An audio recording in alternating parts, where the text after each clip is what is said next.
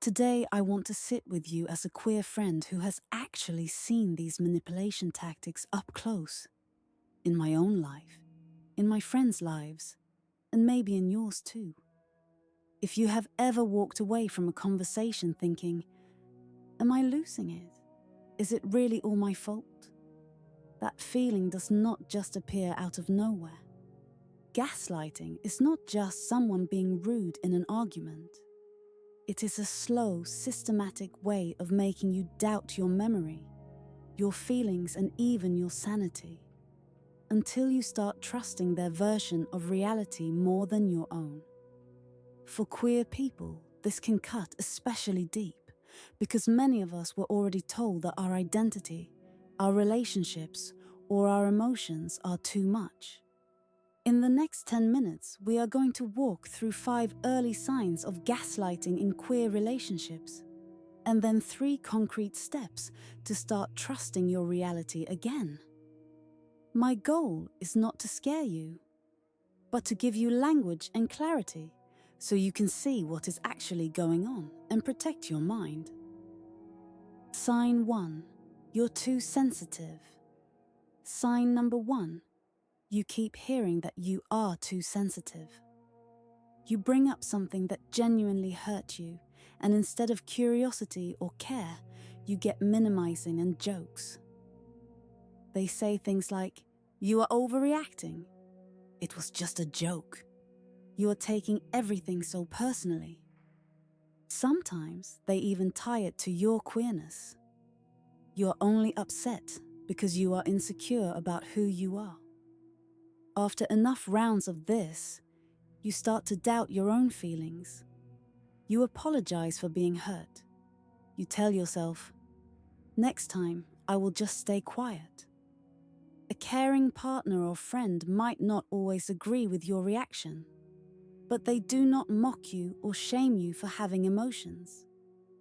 When every serious feeling gets treated like an overreaction, that is not you being dramatic. That is them training you to ignore your own body and your own truth.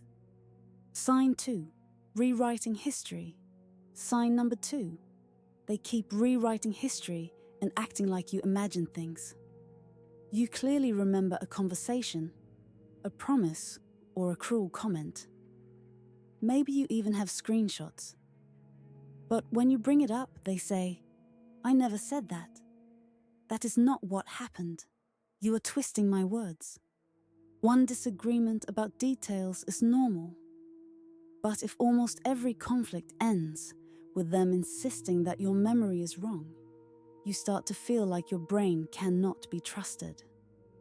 You find yourself scrolling back through chats at 2 in the morning, rereading old messages just to prove to yourself that it really happened. When you need evidence just to believe your own experience, that is not you being obsessive. That is often a sign that someone is actively training you to doubt your reality. The more confused you are, the easier it is for them to stay in control. Sign 3. You're always the problem. Sign number 3. Somehow you are always the problem, no matter what actually happened. No matter what actually started the argument, the story somehow always ends with you as the villain. You hear things like, "If you did not act like this, I would not get so angry. You make me say horrible things. You ruin everything good." After a while, you walk into every serious conversation already feeling guilty, already rehearsing your apology in your head, just to make the tension stop. There is a huge difference between taking responsibility for your part and being forced to carry 100% of the blame every single time. If every conflict magically becomes your fault, that is not self-reflection. That is gaslighting. Sign 4. Walking on eggshells. Sign number 4. You feel like you are walking on eggshells around them. You scan their tone in every message before you answer. You rehearse what you want to say 3 times in your head. You avoid certain topics completely because you know they will twist your words or explode. Your body often notices this before your mind does. Your heart beats faster when you see their name pop up on your screen. Your chest tightens when you hear their footsteps. You tell yourself, I am just anxious. But your anxiety is very specific.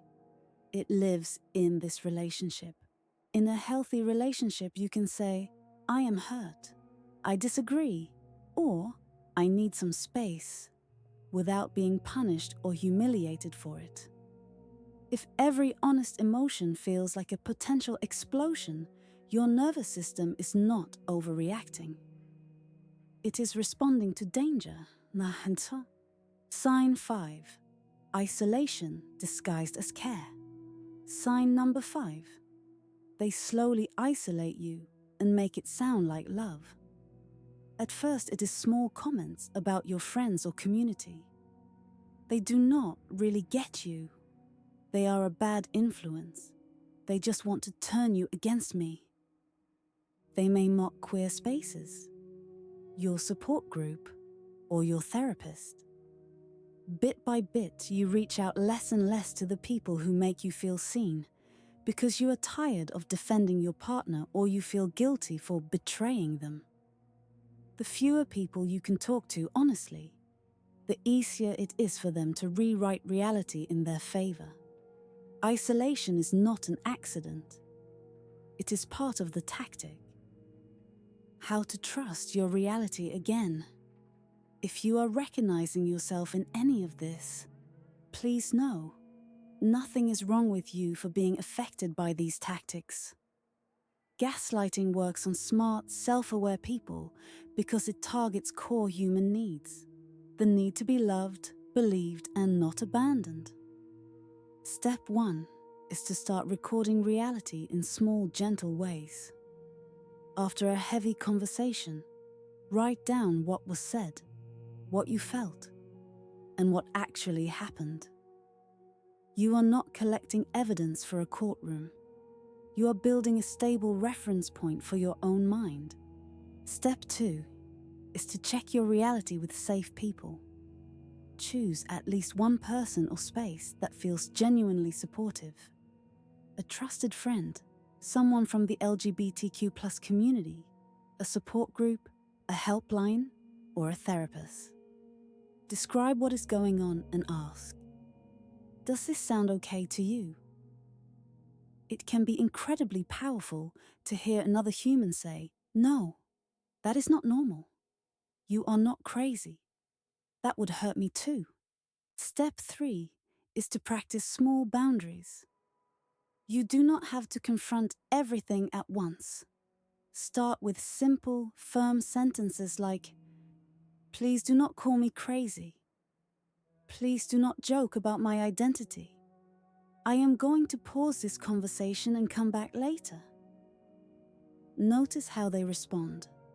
Someone who cares may be surprised, but they will try to respect you. Someone who is invested in control will escalate or punish you for even these basic limits. You deserve relationships where your memory is trusted, your feelings are taken seriously, and your identity is never used as a weapon against you.